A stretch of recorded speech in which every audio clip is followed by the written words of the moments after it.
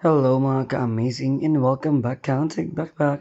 And for today's video, na ako'y mga guest gikan sa Cotabato, Jensen ug Lanao del Norte ug akong gi-assist ug gi-guidean dinhi sa kanang simbahan sa dapitan ug atbang sa simbahan mo na siya ang relief map of Mindanao.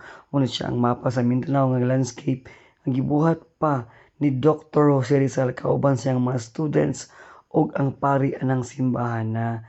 So mo na siya grabe ni siya ka historical gid nga mapa sa Mindanao. So gitawag siya Relief Map of Mindanao. Dinhi atbang sa simbahan sa dapitan nga gitawag pod siya og Saint James the Parish Church.